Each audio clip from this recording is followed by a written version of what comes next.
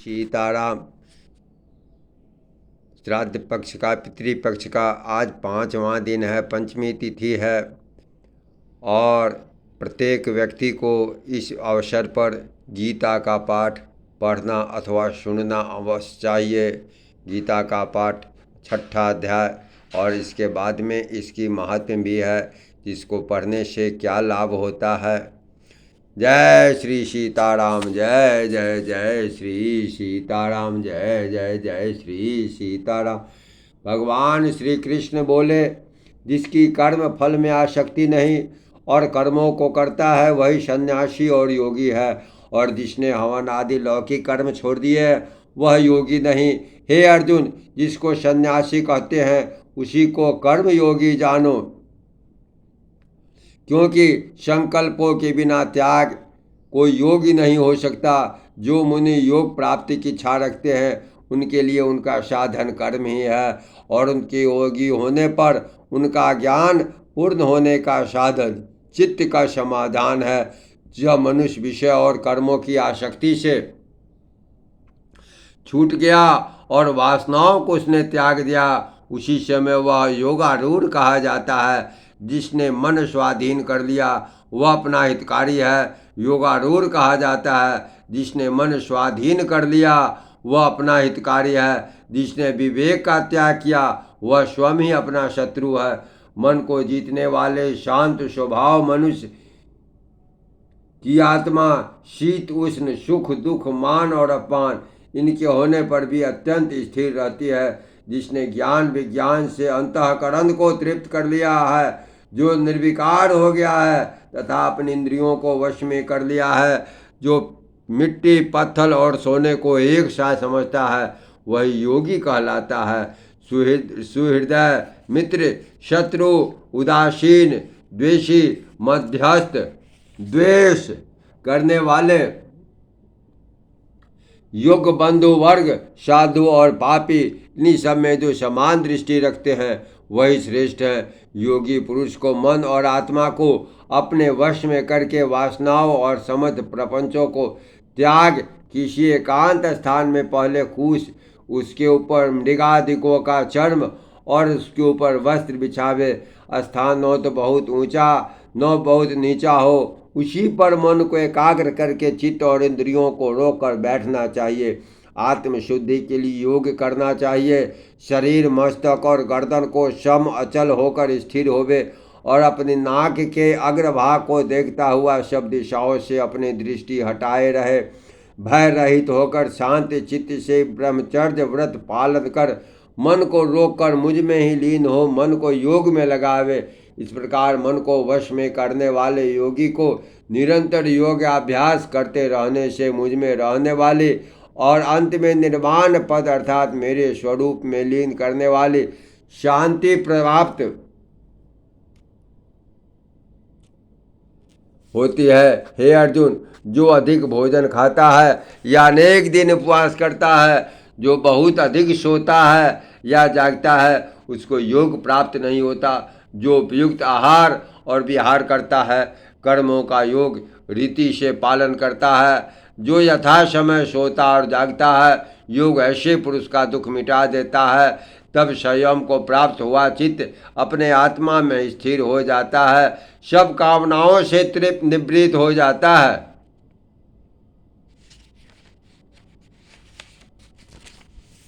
तभी योगी पद आ जाता है। जिस प्रकार वायु रहित स्थान में रखा हुआ दीपक चलायमान नहीं होता, उस प्रकार योगी अपने चित्त को निश्चय करके उसका संयम करता है और अंतःकरण की समाधि लगाता है। जिस अवस्था में योगाभ्यास के कारण चित्त का वेग रुककर विषयों से पृथक होने लगता है, जब शुद्ध अंतःकरण से आत्मा को ही देखकर आत्मा में ही संतुष्ट होता है, जिस अवस्था में वह अत्यंत सुख को जो इंद्रियों द्वारा जाना नहीं जा सकता वरन केवल बुद्धि से जाना जाता है अनुभव करता है, जब वह योगी आत्म स्वरूप में स्थित हो, उसे विचलित न हो, जिस अवस्था को पाकर फिर अगर और कोई लाभ उसको नहीं जचता और जहाँ स्थिर होने से और कोई बड़ा भारी दुख उसे वहाँ से चलायमान नहीं कर सकता, इस अवस्था का दुख संयोग वियोग कारक योग नामक जानना, सो योग निर्विकल्प चित्त से निश्चय करके ही करना चाहिए। संकल्प से उत्पन्न होने वाली समस्त कामनाओं को त्याग कर और मन में सकल इंद्रियों को चारों ओर से रोककर धैर्य के साथ बुद्धि को अपने अधीन कर धीरे धीरे विषयों से दूर हटे और भली भांति मन को आत्मा में स्थिर करके किसी पदार्थ की चिंता न कर इस नीति से निरंतर योग अभ्यास करने वाला योगी समस्त पापों से छूटकर सहज उस परम सुख को पा लेता है जो ब्रह्म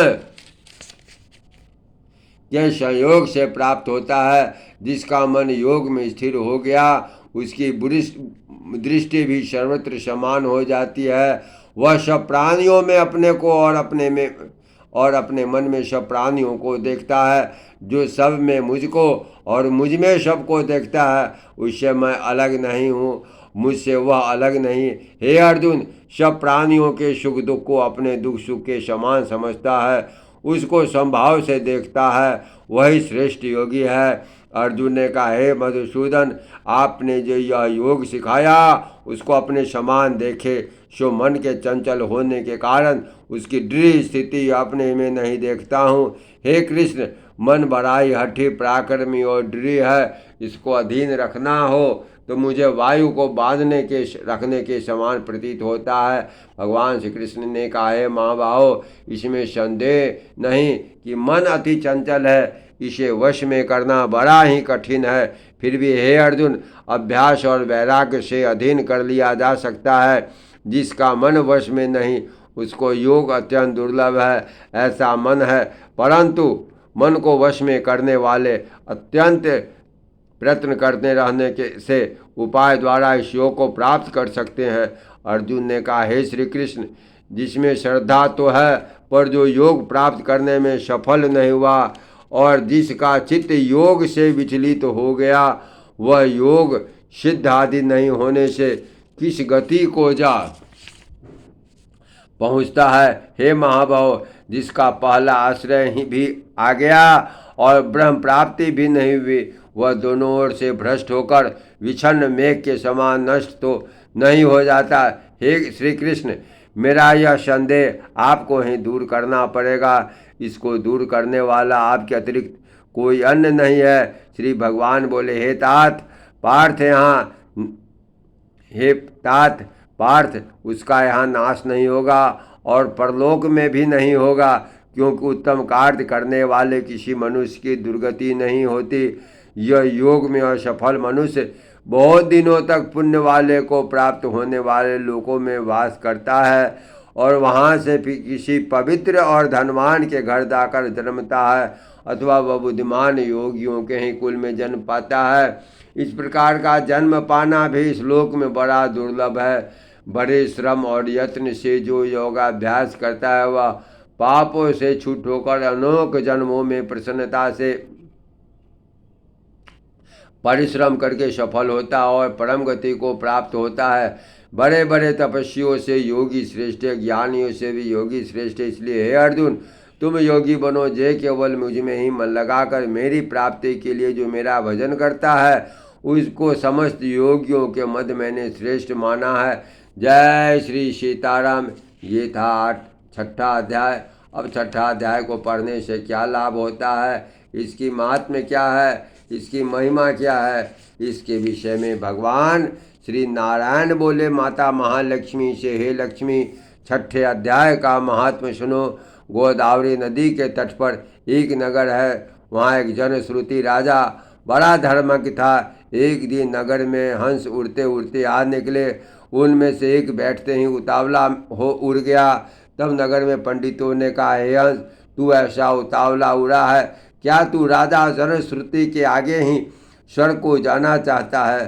तुम पक्षियों में जो सरदार था उसने कहा, इस राजा से भी एक रैयत मुनि ऋषि श्रेष्ठ है, वो वैकुंठ का अधिकारी होगा। वैकुंठ लोग स्वर्ग से ऊंचा है। तब राजा ने मन में विचार किया, मेरे से उसका पुण्य बड़ा होगा जिसकी यह हंस स्तुति करते हैं।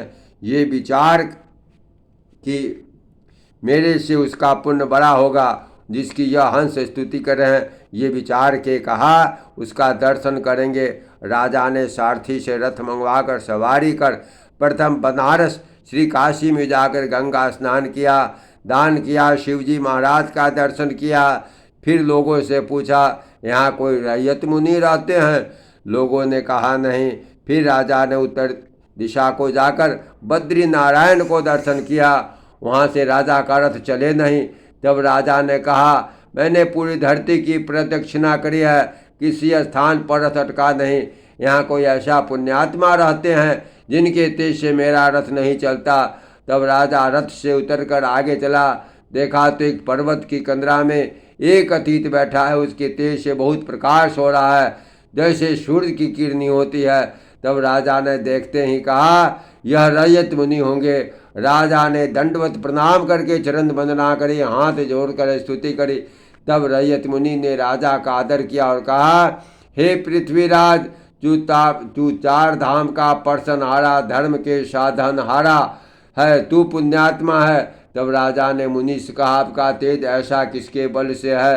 तब मुनि ने कहा, हे राजा, मैं नित्य प्रति गीता जी के 6ठे अध्याय का पाठ करता हूँ, इस कंदरा में उसी का उजाला है। यह सुनकर राजा ने अपने पुत्र को बुलाकर कहा, हे पुत्र, आज से तू राज कर, मैं तीर्थों को जाता हूँ। इतना कहकर राजा ने अपना राज्य त्याग कर वह भी पाठ करने लगा। एक दिन प्राणायाम करके दोनों ने देह त्याग दिया। स्वर्ग से भी मान आए, जिस पर बैठकर बैकुंठ को गए। प्रेम से बोलिए एकादशी महात्म्य की जय, श्री गीता महात्म्य की जय, राधा कृष्ण की जय, सत्य सनातन धर्म की जय।